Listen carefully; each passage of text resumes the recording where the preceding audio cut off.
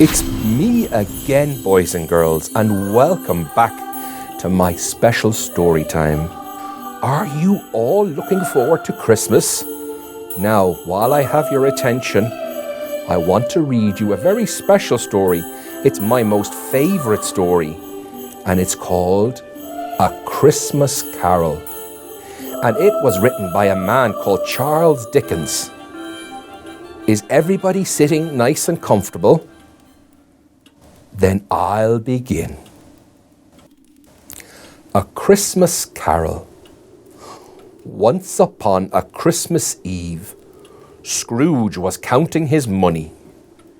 Ebenezer Scrooge, a greedy, grasping, gruesome old man, so cold inside, his face looked frozen. He cared for no one, and now his old friend Marley was dead, so no one cared for him. His good clerk, Bob Cratchit, shivered in their icy office. "Please, might we light a fire, sir?" "Certainly not," said Scrooge. Two gentlemen came by, collecting for the poor. "Let them starve," Scrooge sneered. Then a red-nosed carol singer tried his luck. "Be off with you," snapped Scrooge. "Merry Christmas," said Bob Cratchit as they left that night. "Bah! Humbug," said Scrooge. That night, Scrooge was heading for his bed when suddenly every bell in his house started to ring. "Who's there?" Scrooge asked in a quivery voice. "Scrooge," came the ghostly reply. "Scrooge." "Marley," said Scrooge, "is that you?" "Change your ways or pay the consequences," warned Marley's ghost. "I cared only for money," moaned Marley. "Now money and misery are my only company. Clanking chains and cash boxes for all eternity." With a dreadful wail of torment, Marley turned to go. "Wait," Scrooge cried. "What has this to do with me?" "Tonight, you will be visited by 3 ghosts. Listen to them, and you may save yourself." "What nonsense," said Scrooge. On the stroke of 1 o'clock, Scrooge woke to see a spirit staring down on him. "Who are you?" Scrooge stuttered through chattering teeth. "I am the ghost of Christmas past. Rise and walk with me." They floated to a deserted schoolroom where a lonely boy sat hunched in gloom. "That poor boy is me," murmured Scrooge in surprise.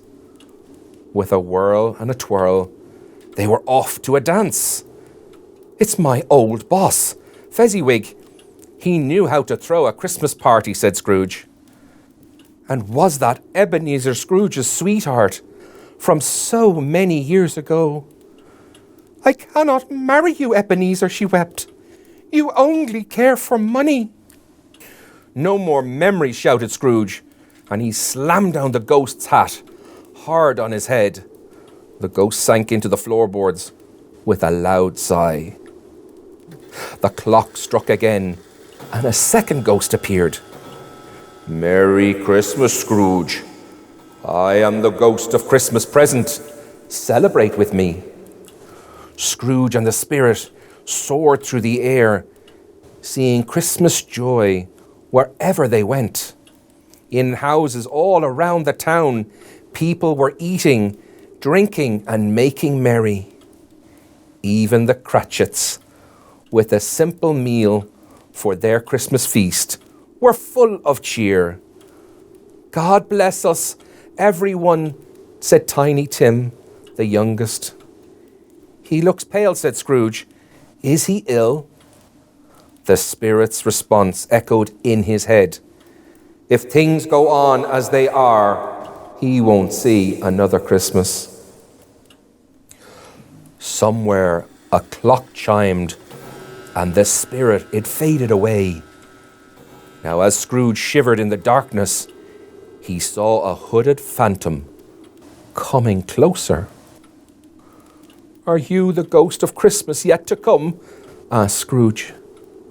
The phantom said nothing, but he pointed a bony finger at Scrooge. A group of men were talking about someone. "He's dead and good riddance. No one will miss him. No one ever liked him." "Who is this man they speak of?" Scrooge asked. "This unfortunate, unmourned soul?"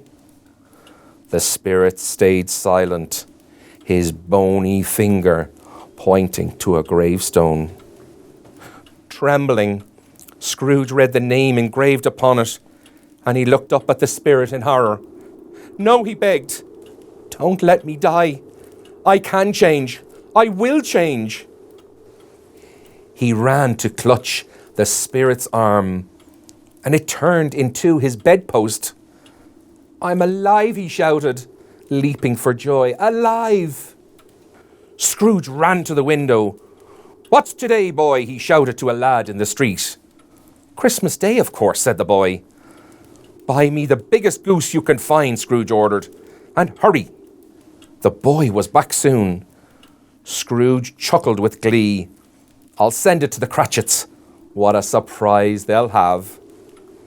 Everybody was surprised, for Scrooge did change. He was like a second father to Tiny Tim, who did not die, and from that day on, he kept Christmas in his heart all year round. Ho, ho, ho, ho, ho! Well, isn't that a great story, children? I love reading that, especially at Christmas time. Would you look at the time? Well, I'd better get back to my work, girls and boys, or nothing will get done. See you all very soon. Bye-bye.